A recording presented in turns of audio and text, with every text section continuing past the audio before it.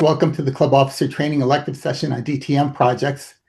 I've assembled a panel of 3 Pathways DTMs, all reasonably recently, to talk about their experience selecting and executing Pathways DTM projects and to answer whatever questions you might have. The district has asked me to run these sessions in the hope of removing some of the impediments to completing a DTM project, which for many provides the biggest challenge to becoming a DTM. Additional assistance can be found in the Pathways DTM Toolkit, and you can find that by accessing the link on the homepage of the District 31 website. In its current form, you'll see that it has questionnaires completed by many of the Pathways DTMs. The questions dealt with their DTM projects, what they did, issues that arose in the context of doing it, and so forth. It also has the DTM project manual published by Toastmasters, which, other than seeing it on this, you have to complete one path and I think have completed 3 levels of your second path before you have access to it in Basecamp. We also have a list of projects that district leadership would like to see completed that would qualify as DTM projects. So if one of those interests you, let me know and we'll give you a little bit more information on it and hopefully get you set up on that. And it also has some interviews with some of the Pathways DTMs. The toolkit also will include a recording of this club officer training session, as well as a second session that we've scheduled for February 12th. I did some sessions 2 years ago, and the toolkit has recordings of those. It's actually 4 sessions. 2 covered the Pathways DTM project, similar to what we're doing this evening, and then 2 covered the lessons learned session, which I think, as most of you know, is an element of the DTM project. I think it's still a reasonably manageable size group, 34 people. So if at any point during the session, if you have a question or comment, just raise your hand or press the hand raised icon, and I'll try to see you, although the screen is small. So maybe I'll ask Jen if she could help as well, or maybe just throw something into chat so I'll see it. But I'm happy to take questions throughout the session. It's always good to answer a question during a period where you have context for it because we're talking about it. But with that, I'm going to ask my panelists to introduce themselves, including a sentence or 2 about their DTM projects. And first, I'll start with the person I've known the longest, which would be Mike Mateo. Thank you, David. Hello, everybody. My name is Michael Mateo. I'm currently the Division F Director, covering clubs in the South Shore and Cape Cod area. I joined Toastmasters in 2014, and I'm currently a member of 3 different clubs. My original home club is the Toast Wizards, which is a corporate club. I'm also part of Advanced Orators, which is an advanced club, and I'm also part of Tri-County Talkers, which is a community club as well. I earned my DTM in 2023, and my project at the time was to establish and become the District 31 Speechcraft Chair and to give workshops or presentations on how to be a Speechcraft coordinator.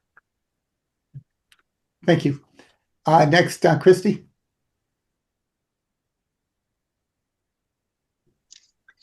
Thank you, David.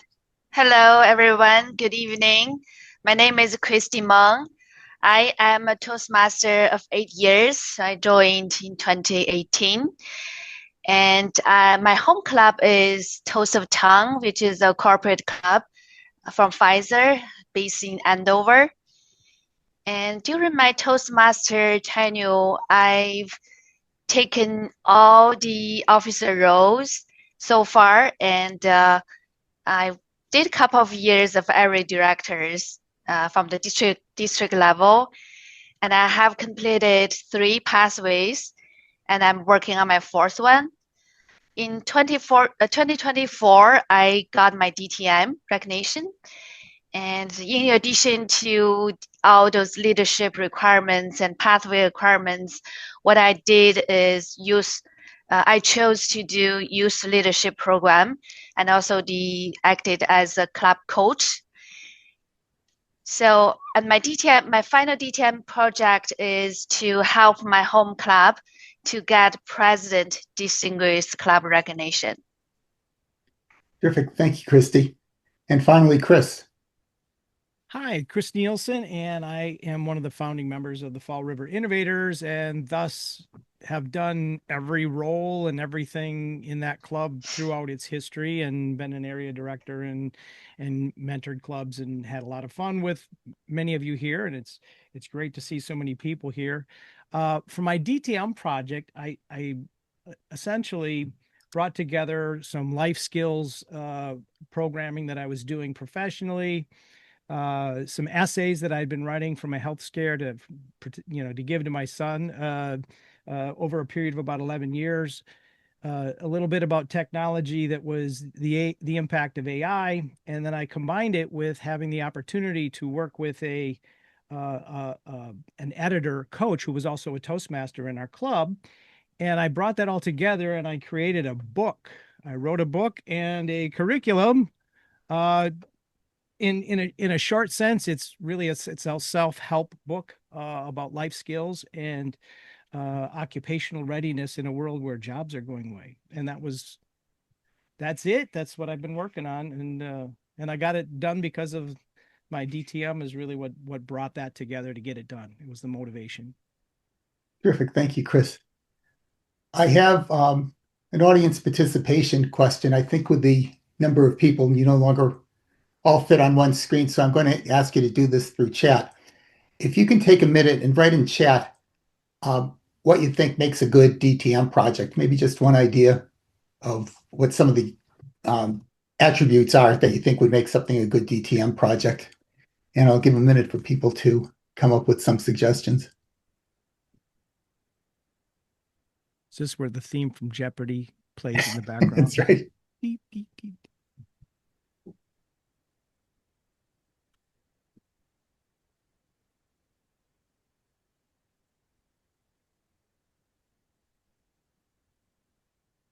All right, I see a couple thoughts.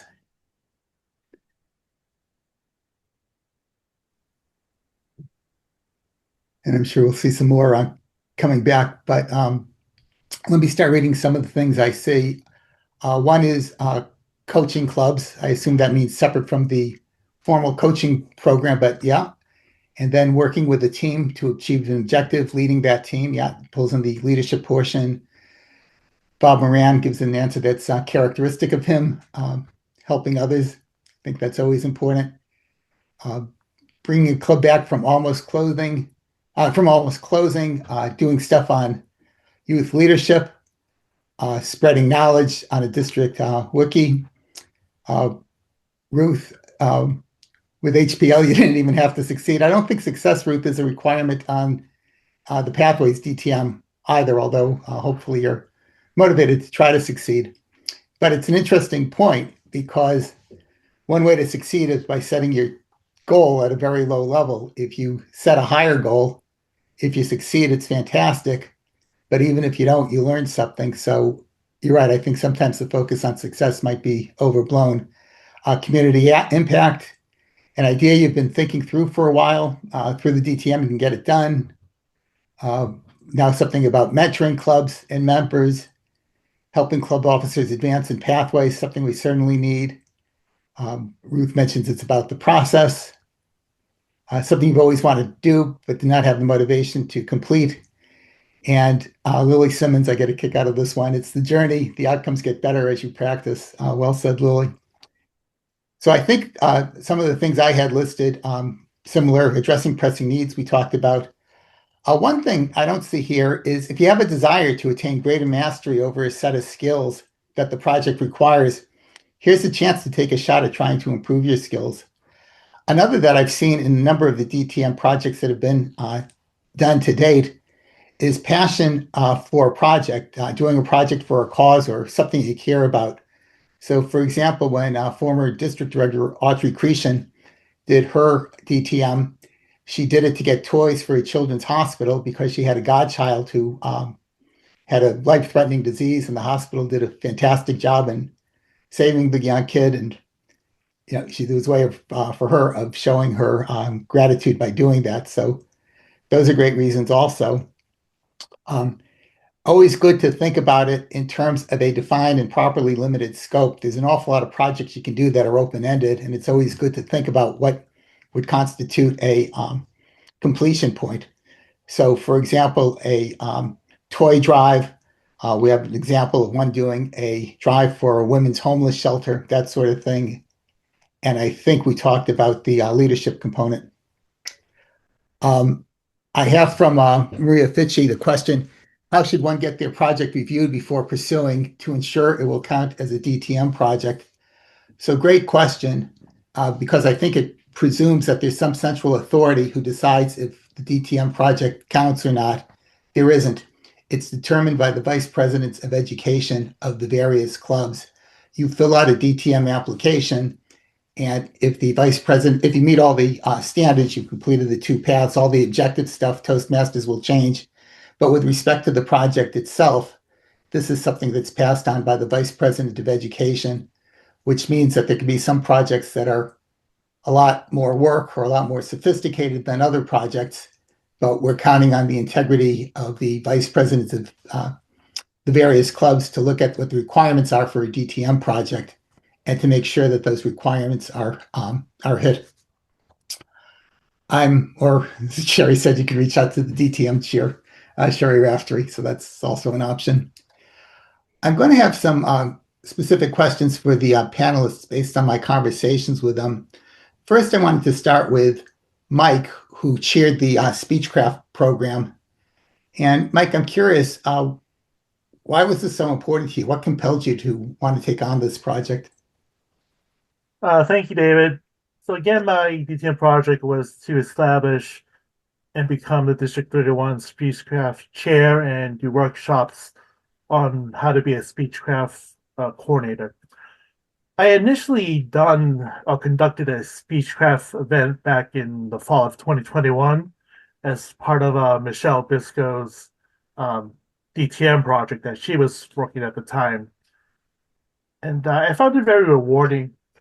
After I conducted the Speechcraft event, I thought to myself how many people had actually done a Speechcraft event, especially at the time it was a new online format. And the answer was not many. So I came up with the idea of giving workshops on how to be a Speechcraft coordinator. And at the time, I mentioned the idea to Carly Cox, who was the club growth director at the time. And she actually urged me or suggested I take it a step further and become the Speechcraft chair. Because initially I was just thinking the workshops, but she suggested I try becoming the Speechcraft chair, and I thought about it and I agreed to it. And it was meaningful because it was an opportunity to teach or present the fundamentals of public speaking to non-Toastmaster members with the hopes of them joining Toastmasters or even forming a new club. So a few interesting things about this project. First, it clearly helped the district, if not Toastmasters in general, by giving people an entryway into Toastmasters for those who were reluctant to join immediately. So I think that part was great.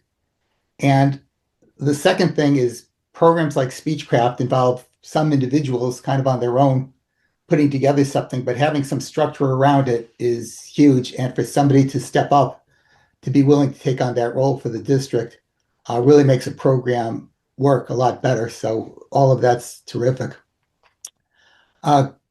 Christy, I know your project dealt with making your club presidents distinguished, which requires motivating an awful lot of people in your club each to complete levels. And one of the real challenges in the district is getting more people involved with pathways.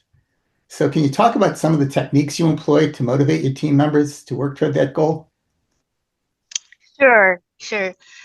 I think I really don't have technical techniques, but rather be transparent, be candid to my fellowship club members, because the uniqueness of my project is to make the club president distinguished. That will really require every single members to contribute, to do speeches, to bring guests, to bring members, right? So I'm very upfront with them. and tell them what is DTM, what is the President Distinguished Club is, and what are the requirements, what are those points that we need to get there. So make sure that they understand that, and also make sure they know that if they do speeches, they bring guests, they are not only helping themselves, also helping the club, and also help Christy to get her DTM. So they understand that. I think that inspires them, and they are willing to help. That upfront, transparent candidness really helps me. And I think another thing is really the technique is the following up. So I think sometimes people think following up is distrust. You are annoying people, you are bugging people, but it's not. It's on the contrary, following up is very crucial for building trust, for strengthening the relationship, right? So during the following up, you're not bluntly, the technique of following up, right? It's be careful, you're not, just say, hey, did you do this speech? Did you do that speech? But rather just asking, do you need any help? Where are you? Are you struggling? Do you need my help? Things like that. And when you're following up with people, you're not only talk about Toastmasters, we also talk about some things beyond Toastmasters, families, vacations, right? And hobbies. And so following up, make the initial contact turn that into a long-term connections. So I had this colleague, which I'm not very familiar with at the beginning, but after this course, we become really close colleagues. So I think following up is really the key. So a couple things, and if anybody else wants to comment on the answers, please do. I see I thought that was a raised hand by Lily. It was just a thumbs up. Couple things about what Christy said that I think are very interesting. First, the emphasis on follow-up, which I think is applicable in just about any sort of project you do and is super important in leadership, particularly in a volunteer organization where you don't have the ability to withhold a paycheck from somebody if they don't do it. You really just have the connections that you've built and the willingness of other people to help you. And Christy talked about one of the things in this project that she said was the reason it was being done was also to help her. Is kind of an amusing comment, but it's also an important one, that if you build the relationships with people, they're motivated to want to help you, because now you're not just helping another club member, you're helping a friend. So again, a very good way to make things happen. But it's also huge for the club to hit President's Distinguished. You typically have to get a lot of your club members involved. So people who might have been kind of lukewarm about pathways before now felt stronger about doing it, and having gone through maybe one or two paths or one or two levels, now are in a position to do many more afterwards. So all that's good stuff. So the fate, I can see your hand, George. Go ahead. Hi. When I became a distinguished Toastmaster, I learned very well from previous distinguished Toastmasters, and they said, you are a service to your club. Yeah. You are a service to your community. That's what DTM is all about. It's about being a service to your club and your community, how to help them. And with Michael Mateo's take on things with Speechcraft, we've done 2 Speechcrafts many years ago, and we charged $70 a person.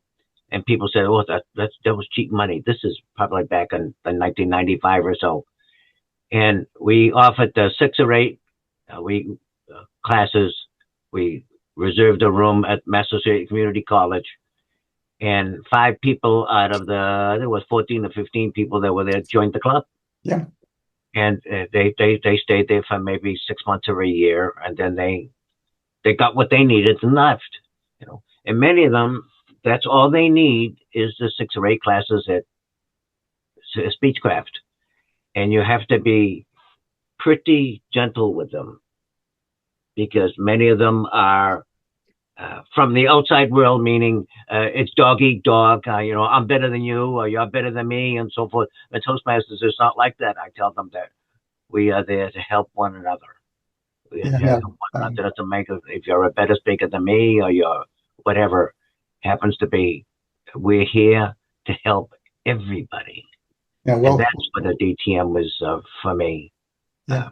Was a service to my community and service to my club.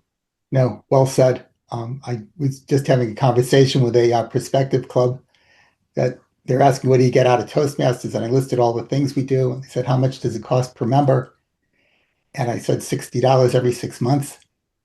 They said, that's very inexpensive. How do you do it for that price? Right. So they said, for example, what do you paid for your time? I said, oh, they don't pay me, I pay them. And he just started laughing about that. But from the outside, it sounds a little crazy, but it's like anything else that the opportunity to provide service, I think most good people consider it a privilege. So I really take your point, George. I want to move on for a moment to Chris. When I was talking to him about his advice for Toastmasters who were thinking about their DTM projects, I could think of all sorts of advice you would give to say, do something that benefits the community, do something you're passionate about. That's not Chris. What Chris said is go big or go home. So, Chris, I'm going to give you a chance to explain yourself now. Well, the best way to explain that is to tell a little story. I used to drive my son to school every day, and he got all dressed up it was costume day, and it was really, he was excited about it. He had this whole character he was doing and everything. And we pull up to the school, and all the students are hanging out in the outside in the front of the school before they go in, and there was nobody in costume. And he's like, oh my God. And he stepped back and he went, I got this. And he was a Swedish chef, and he's the spicy meatball, and he acted it out, and he went forward and he went big, and he was a smash hit. But if he'd have gotten out of the car and just kind of went, well, I'm the only one in costume, it would have had a completely different reaction. So when I say go big or go home, just go all into whatever you're doing. And when you make a mistake or you fail, that's actually a success. So that's what I meant by go big or go home. And that's what I did with my project. And I'd encourage other folks to do the same thing. So maybe you could give us a few sentences. You said you did it for your own project. Can you give some examples of what it meant for you to go big? Oh, I would set myself up for that, wouldn't I? Well, I was working on a curriculum for servicing, occupational readiness for disadvantaged youth in New Bedford. And the program was ending, and I had all this curriculum that I had been developing, and then I had all these essays that I had written, which was really my story. And I brought all these things together into what my project is, which is a book and a workbook, and I brought those things together and thinking, well, okay, I'll just kind of write it out. I didn't really realize what I was getting into, in that it would really need to be a whole book and a curriculum. I thought it, I don't want to say scope creep, but to do something right, I really needed to go all the way. So I got an editor as part of my process, and I leveraged a lot of artificial intelligence tools, and to help refine it, from Grammarly to Chat GPT. And anyways, it just ended up growing into something that I'm really proud of. But it was a little more than I thought it was going to be when I first started it. Terrific. I have a question now that I'd be interested in take not only of our panelists, so I'll start with the panelists, but then if there's anybody else in the room who's already gotten a DTM or is in the process of working on their DTM project, I'd like to hear from them as well. But just starting with the panelists, the question is, can you think of something that you wish you knew at the start of your DTM project that you didn't figure out until later? So Christy or Mike or Chris, which one of you wants to start with that one? Writing a book is a lot of work. And you didn't know that. Especially when I'm a dyslexic, bad speller. That was a challenge. Sure enough. I think not everything is that big. So, I'm sorry, go ahead. I think my lesson is kind of related to Chris. because I've spent months of time to think about my DTM project. I think it should be big. I don't know that it can be at club level. I thought it should be beyond club level, at district level, or some other organizations, or some like big work project, right? So it has to be big. So that's what I thought. So I kind of wasted my time on there for months of time. And then it's kind of embarrassing thing is then I all of a sudden I said I should read the DTM curriculum again. And then I saw, oh, your DTM project can be club matters.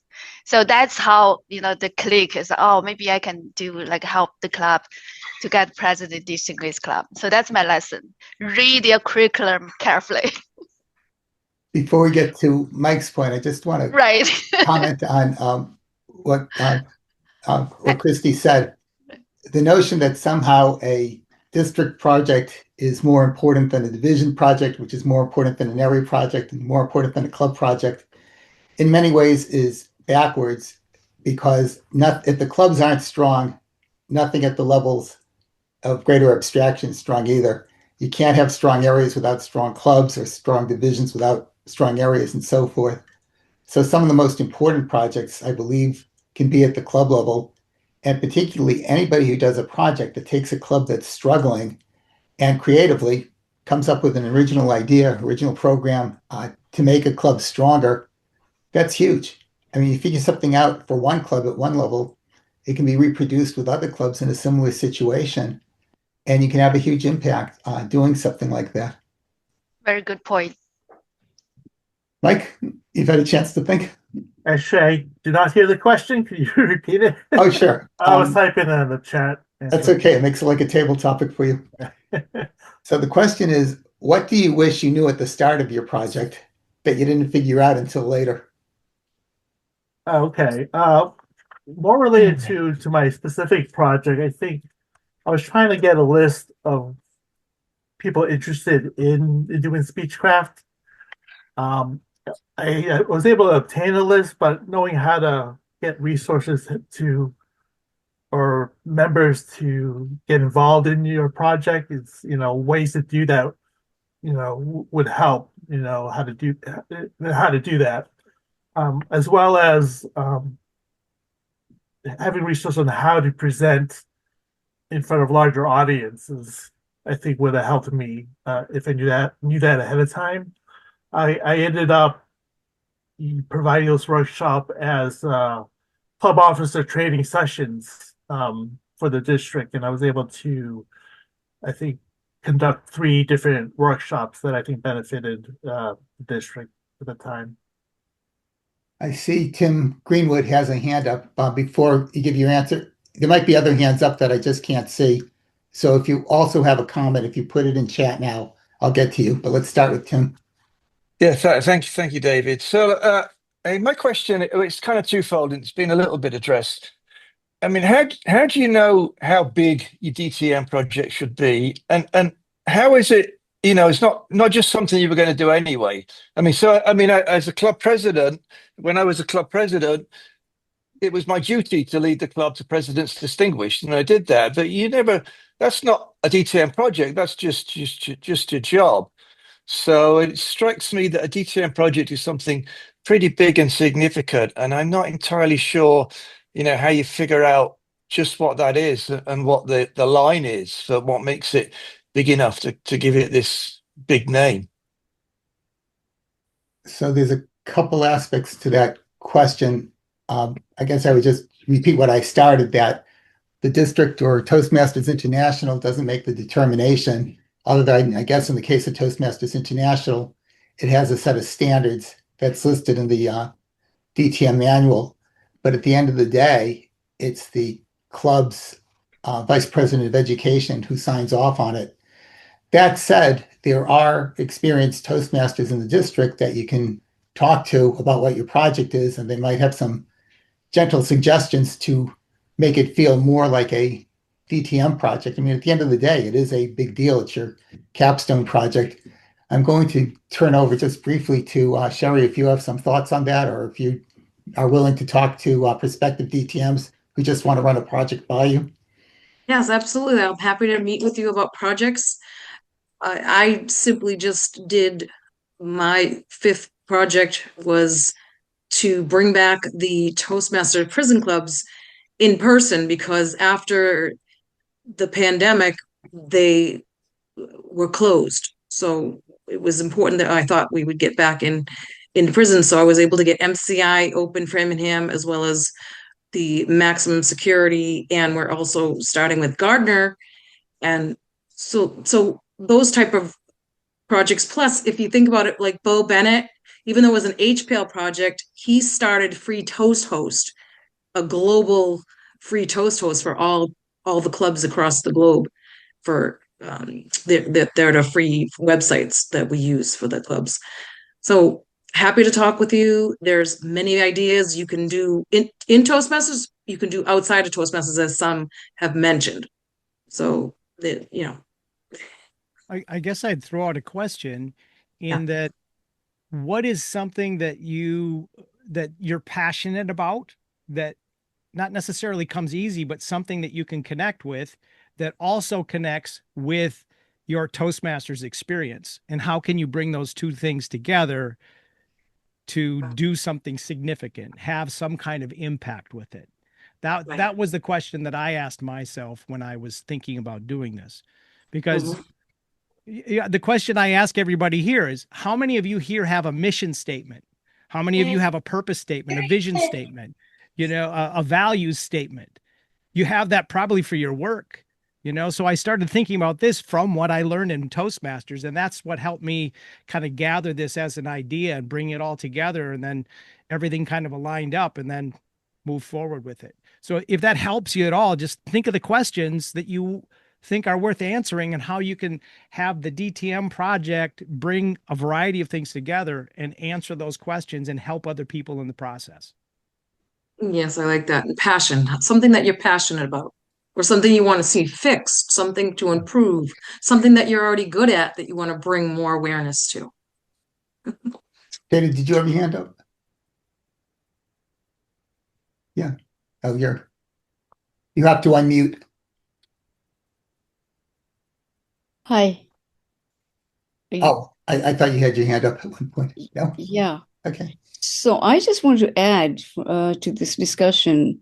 The question first was, did you know what you were getting into, basically, the DTM project? And I think the second, what you just opened up, my thinking was passion.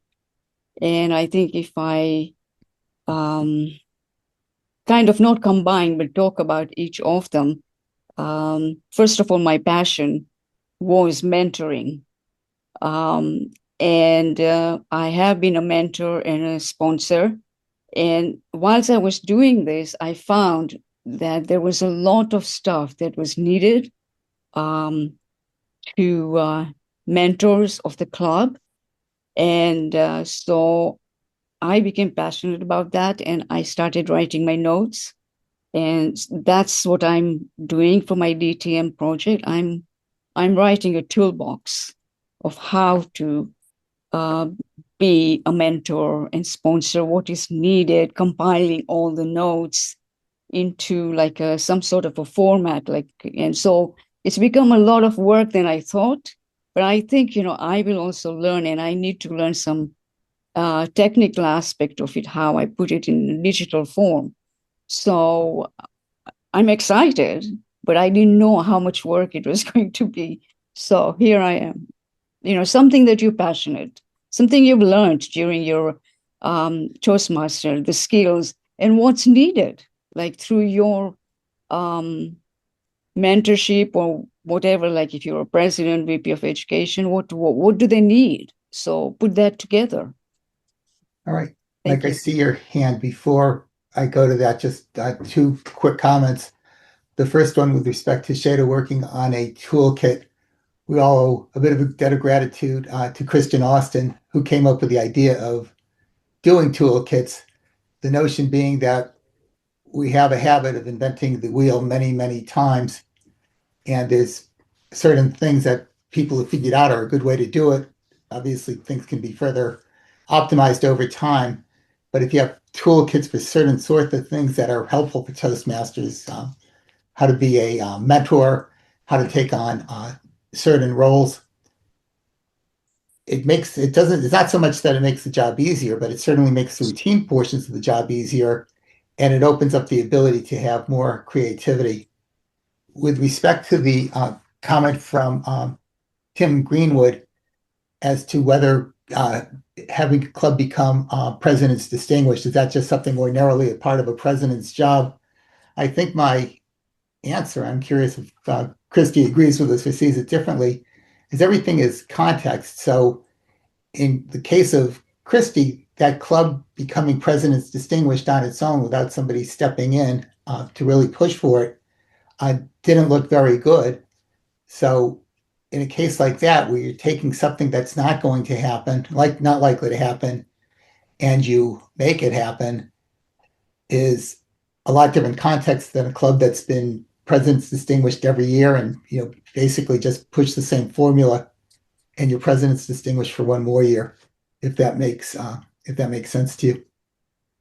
Yeah, I also want to add that I think DTM project should have challenge. I think that's my take, because my club has been selected distinguished for the last 3 years, and we just need that additional 2 points, so we just couldn't get it, right?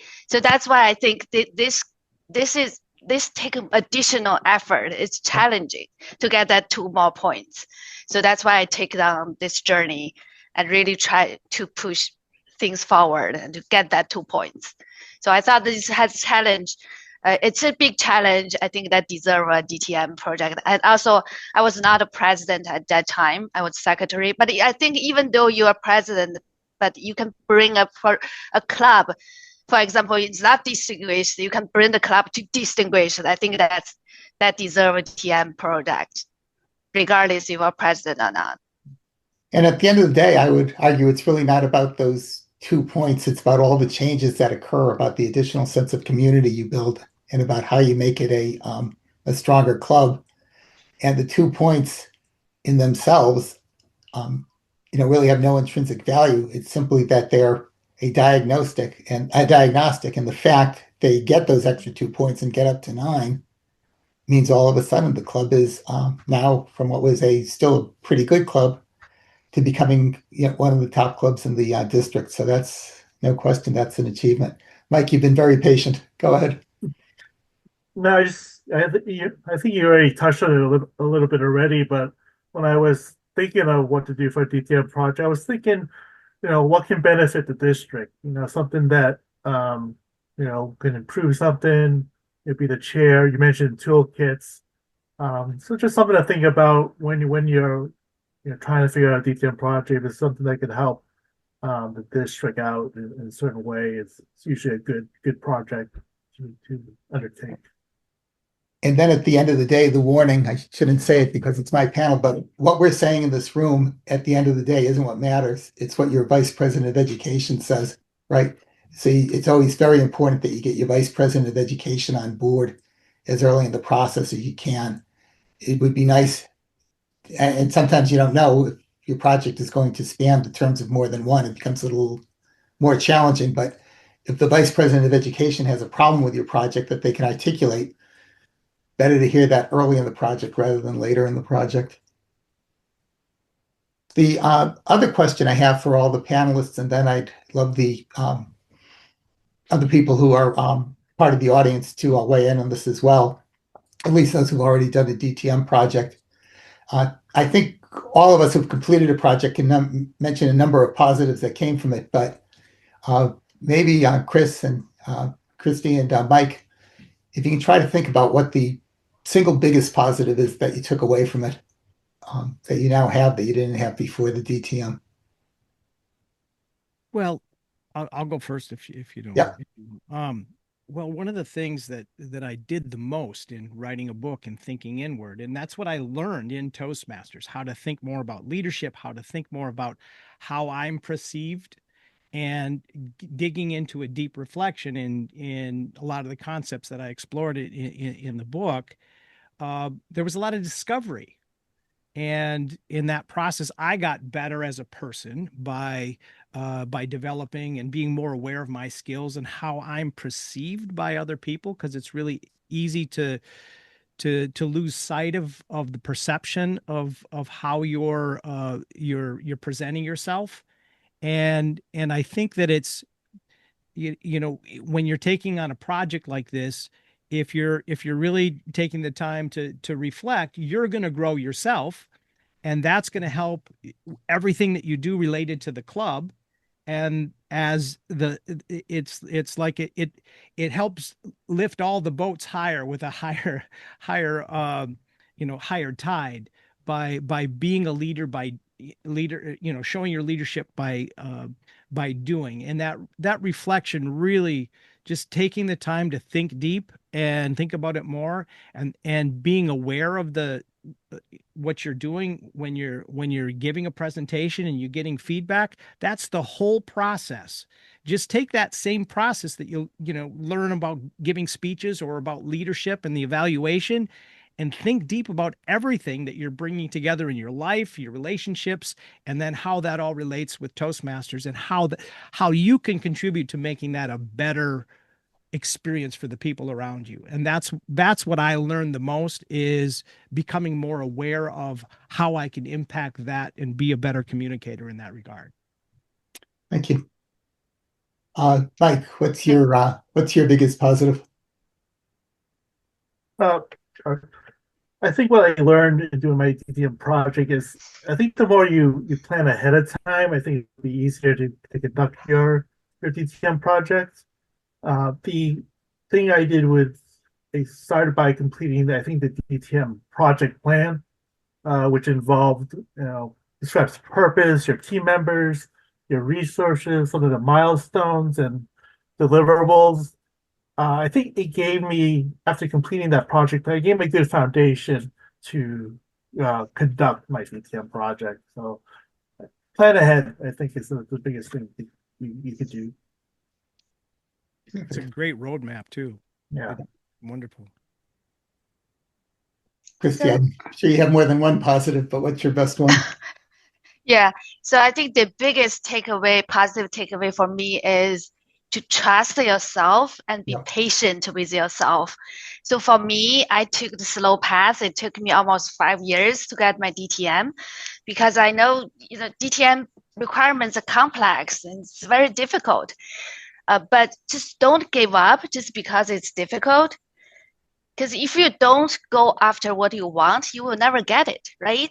Mm-hmm. So just take baby steps and know what you are signing for, and just trust yourself. And first go with baby steps, and then walk, and then run, right? And before you know it, you're ready to take off. So that's my advice. And just allow time, allow patience, and trust in yourself. I think those 3 things orchestrate together, that will make things happen eventually. Yeah, I think that's a very good point. As I've mentioned, I've interviewed an awful lot of DTMs, at least under the pathway system. And it's a very common theme that at some point in the project, people are having the feeling, what did I get myself into? I'm not capable of doing this project. I had to be crazy to take this on. And that's part of the process, and the importance of being gentle with yourself, I think, is good advice, not just for DTM projects, but in general. I see, I have a question, and then George, I'll get to you. The question from Caroline Yang is, how long did it take you to complete the project? And how did you manage your time when you were working on it? Did you work a certain amount of hours per week? So I'm guessing the answers are going to vary among the 3 of the panelists, but well, it's in a book, it's a creative process, and I'm a little bit obsessive compulsive, so I like hibernated in a room in front of my computer for the better part of a year, after having 11 years worth of material plus 2 years of material with a team. So it was a lot of accumulation, and then going back and forth with an editor. It was a lot of. It was a lot more than I thought it was going to be. Yeah. But yeah, it came natural to me to be obsessive compulsive about it. And I was, retired or had less responsibilities professionally. So I was like, I had the time, which was perfect. But yeah. So Mike, how did your time work? Was it a pretty standard amount every week or? Well, it was, I think overall it took me about a year and a half to complete my DTM project. You know, it started just as an idea, doing the workshops. I was meeting with some team members doing one-on-one workshops, maybe once every couple of weeks, maybe once a month, presenting my slides, getting feedback, updating them. And then to be the DTM chair, I planned it on, on a new Toastmasters year. So it took a whole year to be a chair. And with some planning, it took like I think 3 different COT sessions, which about an hour or so. But again, it was a lot of planning in the beginning. I don't know, maybe a couple hours a week or something like that. Over the course of a year and a half. Oh, okay. So that's interesting. You don't think it was more than a couple, it was over a long period of time. Yeah, You I sped mean, up. just getting the material and doing the slides was the hard part. Right. And then once I had that set, doing the workshops, I planned ahead of time and I had the material and it was just doing the workshop for an hour. And also at the same time, I was trying to help individuals that were trying to do a speechcraft. So I was meeting one-on-one with a few people, maybe once a month or so. And Christy, by the nature of your project, it was time bound to a year. You had a Yeah, report card that came out on June 30th, so you knew when it was yeah. going 10. But how did the time distribute over the course of the year? I think it's just it's hard to quantify and how many hours per week. It just constantly throughout the year, and I make sure following up with people here and there and checking with the club officers here and there. So, but that's only my DTM project take a year, but my whole DTM journey is like 5 years. Right. So, yeah. So Caroline, in your case, you're part of a DTM support group, right? That you meet with other people. Yes. So to give you a little background, my name is Caroline Yang. I joined Toastmasters in 2020, and I am working on my DTM project right now. And my project is making a division director toolkit. And I am serving as a division B director this year. And last year I served as an area director. So this is my second year serving as leader for the district. And we do have a small Shaida and Phyllis and I are working together to kind of support each other. But with everyone leading busy life, sometimes it can be a little difficult to get together. But I was wondering how you guys were kind of managing your time, because that is kind of one of the things, because currently as a division director, there's always something that I have to work on for next week. And I'm like, okay, my DTM project can be like a little bit later. So I was wondering how you guys manage that. Thank you for sharing. I did find it an intriguing idea. It never occurred to me that you could work with other people, not each doing your own project, but that you could support each other still, and you could pull other people into the group. So that was a pretty clever idea, and I just think it's great. I'm going to want to talk to the three of you after you're done, just to get a debrief on what you learned from it. I have, before I go back to you, Chris, George had his hand up before very patiently. So yes, just one question. Is there a time limit as to when you start your project to when you finish, or is it just you do it a little bit at a time? Toastmasters International does not set a time limit. Oh, okay. They do. They don't state it in the book. Okay, thank you. Chris, did you have something you wanted to add?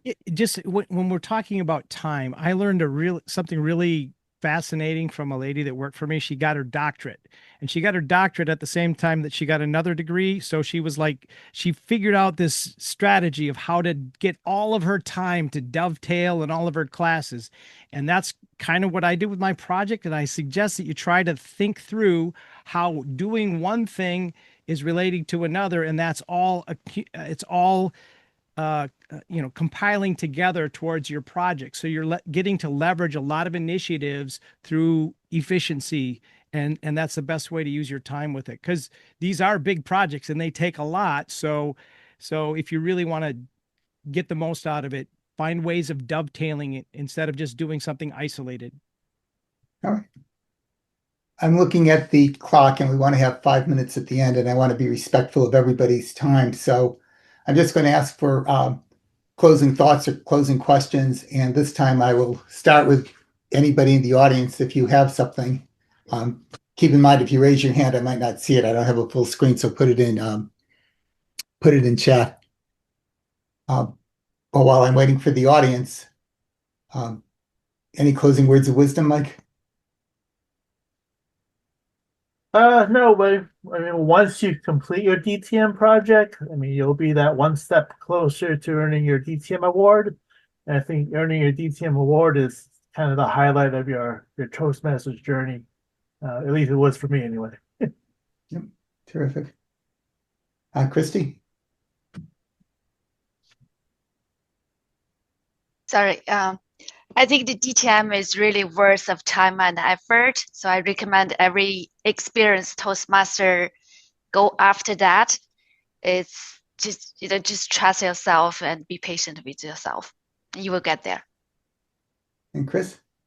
One of the great things that I really enjoy about Toastmasters, other than the experience of watching other people grow and then going, oh, wait, if they're growing, maybe I'm growing too. And that's really cool, because you can't always see if you're growing. But I really appreciate the structure, because the structure helps keep you organized and moving, forward, keeps you motivated.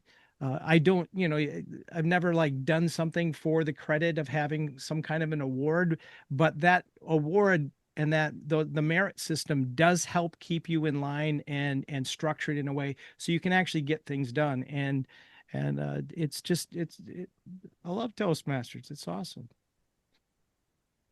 So one of the people I get the biggest kick out of in Toastmasters is Lisa Hunt, who always has a sort of question that's very practical that people should have thought of a lot before but haven't. Her question was, how does the VPE follow the project? And the answer is, there's nothing prescribed by Toastmasters on how you do it. The Toastmasters... Oh, Lisa, I'm sorry, I should give you a chance to defend yourself, but you have to unmute. There's egg. Hold on. There's no way to follow. Come on. There's no way to follow the VP, the DTM project in Toastmasters. Well, so it depends on how detailed the following is. So you give us describing your project at the beginning, and you give a speech at the end describing what you did. If you're first vice president of education, you're asked to sign off on it, right, at the end of the day. So it's certainly legitimate, although it's not happened to me, for the vice president of education to just say, can I have 20 minutes to sit down with you? We kind of run through what they did. And but somebody who's a very dedicated VP might do that. Others don't. Maybe I would suggest accountability partners. That's what I ended up doing. I had an editor, I had other people that were like in a high performance leadership. If you find a way to self-check yourself with accountability, that is a great way to do it. So I mean, one of the dirty little secrets I was going to say of Toastmasters is there's an awful lot that is not formally documented, or a lot of stuff that you can get without proving it. And what can I say? It's the honor system, and we all know the four values of Toastmasters, one of which is integrity. And integrity means that you do the right thing even when nobody's looking. And part of it is, it's not so much. I'm sorry. Go ahead. It's not so much honor, integrity, etc. It's stuff that falls into the cracks. If you have someone whose project is stretching out over 5 years, which a lot of them do because they're long projects, and you have VPEs who are turning over every year, or you have something that turns over at the 6-month mark because you have etc., then it's entirely possible that the next VP won't know that there's a DTM project going on. Well, So the one person who does have the continuity is the person doing it. So I think at the end of the day, it's really just an interview by the VP. Really, yeah. I would also say, I suppose it's conceivable a project would go 5 years. I can't think of any I'm aware of that have. Not to say it hasn't happened, but I think that's unusual. Yes. Elizabeth Thomas just posted that hers went 5 years. So, but it's not unprecedented, but that's unusual. That's a bit of an outlier.